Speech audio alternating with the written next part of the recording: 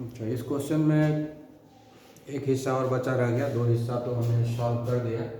Name the series ये solve हो गया और रीजन ऑफ द स्पेक्ट्रम ये दोनों आ गए।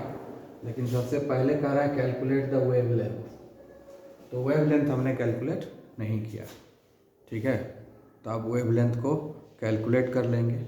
तो वेवलेंथ हमको अभी जो जस्ट सॉल्व किए लास्ट लेक्चर में, उसमें हमने निकाल लिया था, ऑर्बिट नंबर निकाल लिया था किसके किसके बीच में ट्रांसमिशन हो रहा है। फिफ्थ ऑर्बिट से फर्स्ट ऑर्बिट में ट्रांजिशन हो रहा है। तो उसके आधार पर हम लोग जो रीडबर्ग फार्मूला है उससे हम लोग वेव नंबर निकालेंगे और फिर वेव नंबर से वेवलेंथ निकल जाएगा। तो पहले हम लोग रीडबर्ग फार्मूला लिखते हैं। ठीक है, तो सबसे पहले रीडबर्ग नंबर लिखेंगे 1.097 इंटू 10⁻7 पर मीटर 1/2² माइनस 1/5²। यही ना formula, n1² minus n2²। Second और फिफ्थ ऑर्बिट के बीच में ट्रांजिशन हुआ है, इसलिए फॉर्मूला तो यही है 1/n1² n2²। ठीक है, तो हमने दोनों वैल्यू डायरेक्टली पुट कर दिया है। ठीक है, ये रीडबर्ग नंबर है। ठीक है, मीटर में नॉर्मल जो हम लोग पढ़े हैं उसमें सेंटीमीटर पर सेंटीमीटर लिखा हुआ रहता है, यहाँ मीटर में है इसलिए 10⁻7 से मल्टीप्लाई किया हुआ है, क्योंकि हमने मीटर में कैलकुलेट किया है सब कुछ। ठीक है, मीटर में ही कैलकुलेट किया है, रेडियस वगैरह सब जगह मीटर यूज किए हैं, इसलिए सेंटीमीटर को हमने मीटर में कन्वर्ट कर दिया है। ये फॉर्मूला है रीडबर्ग फॉर्मूला। ये क्या है? Rydberg formula. ये हमने लिखा है Rydberg formula. Nu bar equal to 1.097 into 10⁻7 पर metre 1/2²। Lower energy level second है निकाले थे हम लोग, तो उसको लिखे माइनस 1/5² हायर एनर्जी लेवल। याद है ना, 1/n1² माइनस 1/n2²। तो डायरेक्टली हमने n1 और n2 का वैल्यू पुट कर दिया। यहाँ पर जो n1 n2 लिखा हो तो अलग बात है, हम लोग यहाँ हायर और लोअर का बात कर रहे हैं। लोअर एनर्जी लेवल यहाँ रहता है और हायर एनर्जी लेवल यहाँ रहता है। तो lower energy level second period था, इसलिए हमने यहाँ दिया 2², और higher energy level fifth period था, इसलिए ये 5 दिया। ठीक है ना, तो सेकेंड ऑर्बिट से फिफ्थ ऑर्बिट, सेकेंड ऑर्बिट हो गया लोअर एनर्जी लेवल और फिफ्थ ऑर्बिट हो गया हायर एनर्जी लेवल। ठीक है, तो इस तरीके से हमने जो है फॉर्मूला को सेट कर दिया। अब इसको कैलकुलेट करेंगे। ठीक है, तो 1.097 इंटू 10⁻7 पर मीटर, ये हो गया 1/4 माइनस 1/25। ठीक है, 1.097 अब जो है ये न्यू बार है ना,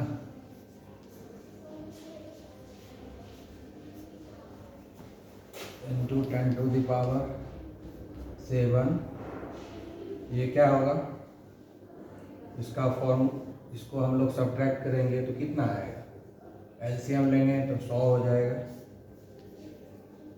ठीक है, 4 तो 25 आएगा, 25 माइनस 4। ठीक है, अब न्यू बार के बदले क्या लिख सकते हैं, 1/λ।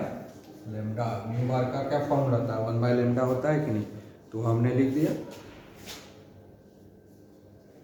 तो 1.097 इंटू 10⁻7 इंटू 21/100 हो गया। ठीक है, निकालना है लैम्डा का वैल्यू, तो उल्टा देंगे, तो लैम्डा इक्वल क्या हो जाएगा, उलट जाएगा, 100/1.097 into 10⁻7 into 21।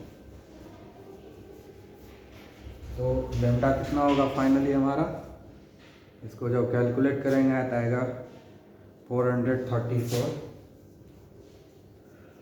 Into 10⁻⁻9 metre, 10⁻⁻9 metre.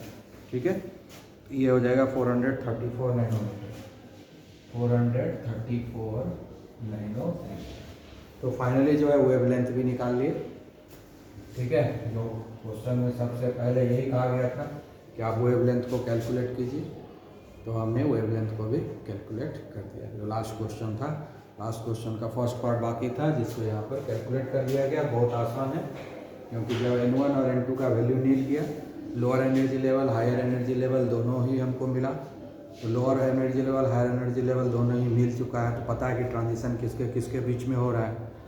ठीक है, तो रीडवर्क फार्मूला से हम आसानी से वेवलेंथ को कैलकुलेट कर सकते हैं, क्योंकि दोनों ही एनर्जी लेवल पता है। इसलिए ये फार्मूला परफेक्ट है हमको वेवलेंथ को कैलकुलेट करने के लिए। इसलिए रीडवर्क फार्मूला का है यूज़ किया गया, क्योंकि lower energy level higher energy level पहले कैलकुलेट कर चुके हैं। इसलिए ये फार्मूला सबसे सूटेबल है वेवलेंथ को डिवाइस करने के लिए, वेवलेंथ को डिराइव करने के लिए। ओके, तो इसमें देखिए कह रहा है कि the velocity of the electron in this microscope, मतलब कोई माइक्रोस्कोप है जिसमें ऑब्जर्व किया जा रहा है इलेक्ट्रॉन के मूवमेंट को। ठीक है, इज 1.6 इंटू 10⁻⁶ मीटर पर सेकेंड।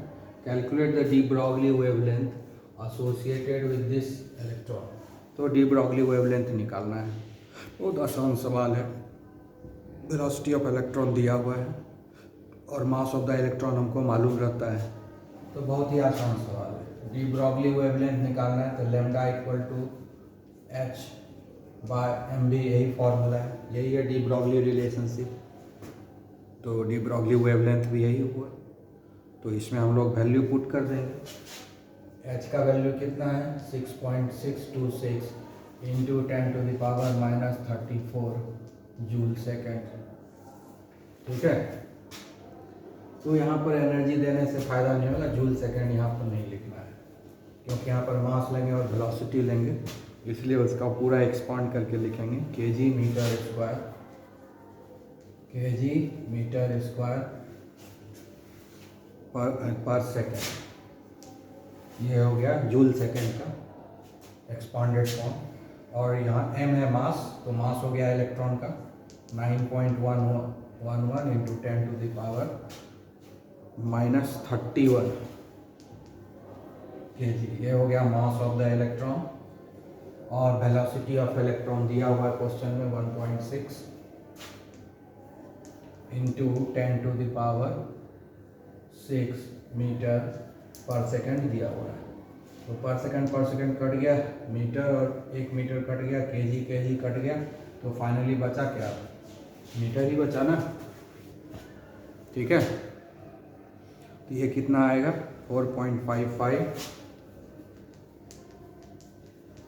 Into 10⁻⁻10 metre. ठीक है, मीटर में आ गया तो हो गया है 455 पिको मीटर। तो यही आपका आंसर हो गया, वेवलेंथ निकल गया। क्लियर, तो ये एक क्वेश्चन सॉल्व हो गया। ठीक है, ठीक है, अभी आप क्वेश्चन देख सकते हैं, कह रहा है if the wavelength used here is 800 picometre, है ना। इस क्वेश्चन के पहले थोड़ा स्टोरी था, मैंने उस स्टोरी को छोड़ दिया। मतलब एक एक्सपेरिमेंट किया जा रहा है न्यूट्रॉन के साथ, न्यूट्रॉन के मूवमेंट को ऑब्जर्व किया जा रहा है ना, न्यूट्रॉन के एक्टिविटी को ऑब्जर्व किया जा रहा है। ठीक है, तो न्यूट्रॉन के एक्टिविटी को ऑब्जर्व करने के लिए जिस वेवलेंथ का यूज किया जा रहा है वो है 800 पिकोमीटर, है ना। न्यूट्रॉन के एक्टिविटी को ऑब्जर्व करने के लिए जो एनर्जी यूज कर रहा है उस एनर्जी का वेवलेंथ जो है 800 पिकोमीटर है। तो कह रहा है कि calculate the characteristic velocity associated with the neutron, यानी न्यूट्रॉन के साथ जो वेलोसिटी है, यानी न्यूट्रॉन का वेलोसिटी निकालना है। हम एक्सपेरिमेंट कर रहे हैं एक सर्टेन एनर्जी से, और वो सर्टेन एनर्जी है, उसका वेवलेंथ है 800 पिकोमीटर। तो कह रहा है कि आप निकाल लीजिए वेलोसिटी। ठीक है, तो डी ब्रॉगली रिलेशनशिप है, डी ब्रॉगली रिलेशनशिप है, वो डी ब्रॉगली रिलेशनशिप ही ये डिटरमाइन करेगा, क्योंकि डी ब्रॉगली ही वेलोसिटी और वेवलेंथ के बीच में रिलेशन इस्टेब्लिश करता है। इसलिए हम यहाँ पर भी फिर से यूज करेंगे डी ब्रॉगली रिलेशनशिप। क्या है, lambda equal to h/m m v, हमको यहाँ भी निकालना है। लेमडा कितना दिया हुआ है हमारे पास, 800 नैनोमीटर, ठीक है। तो नैनोमीटर है, तो इसको हम लोग 800 पिकोमीटर दिया हुआ है, तो पिकोमीटर को हम लोग मीटर में कन्वर्ट कर देंगे, ठीक है। पिकोमीटर में कन्वर्ट कर देना है 800, तो ये हो जाएगा, तो हमको 800 पिकोमीटर है ये, तो इसको हमको जो है बदल देना है 800 इंटू 10⁻⁻12 मीटर हो जाएगा। 800 पिकोमीटर है, पिकोमीटर को मीटर में कन्वर्ट कर देना है, तो मीटर हो गया। एच का वैल्यू है 6.626 इंटू 10⁻⁻34 kg मीटर स्क्वायर पर सेकंड, ठीक है। उसके बाद यहाँ पर मास है, ये मास किसका है, न्यूट्रॉन का है ना, क्योंकि ये न्यूट्रॉन का है, क्योंकि न्यूट्रॉन के साथ एक्सपेरिमेंट हो रहा है। ये जो मास होगा वो न्यूट्रॉन का होगा, ठीक है। मास किसका है, न्यूट्रॉन का, तो न्यूट्रॉन का मास हमको याद रखना पड़ेगा, या कभी दे दिया गया एग्जाम में, ठीक है, नहीं तो हमको याद रखना चाहिए। जैसे इलेक्ट्रॉन का याद रखना है, वैसे न्यूट्रॉन का भी रखना है, उस तरह प्रोटॉन का भी याद रखना है, ठीक है।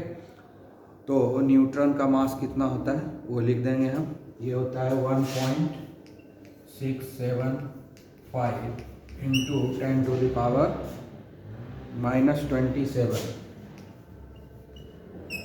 ये न्यूट्रॉन का मास है। ये मास किसका है, न्यूट्रॉन का, क्योंकि एक्सपेरिमेंट जो है न्यूट्रॉन के साथ हो रहा है, तो न्यूट्रॉन का ही मास देंगे, ठीक है। वेलोसिटी हम न्यूट्रॉन का ऑब्जर्व कर रहे हैं, तो न्यूट्रॉन का ही मास लगेगा, तो ये मास हो गया मास ऑफ द न्यूट्रॉन। अब वेलोसिटी ऑफ द न्यूट्रॉन जो है निकालना है, ये वेलोसिटी निकलेगा, ठीक है। तो वेलोसिटी को हम इधर ले आते हैं और इसको उठा के उधर ले जाते हैं, तो लिखेंगे 6.626 इंटू 10⁻⁻34 kg मीटर स्क्वायर पर second upon 1.675 into 10⁻⁻27 kg into ये आ जाएगा इधर 800 इंटू 10⁻⁻12 मीटर, ठीक है। तो केजी यहाँ कटेगा कि नहीं, ठीक है। उसके बाद जो है इसमें से 1 मीटर कट जाएगा और 1 सेकंड यहाँ बचा हुआ है, तो मीटर पर सेकंड आ जाएगा। तो फाइनली आंसर कितना आएगा हमारा 3.32, कितना आ रहा है 3.32 इंटू 10⁻⁻10, ठीक है। तो वेलोसिटी आ रहा है, नहीं ये तो रॉन्ग आंसर है,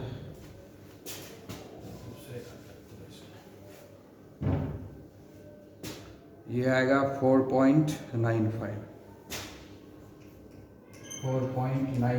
इंटू 10⁻² मीटर पर सेकंड, ठीक है, 10⁻ मीटर पर सेकंड, ठीक है।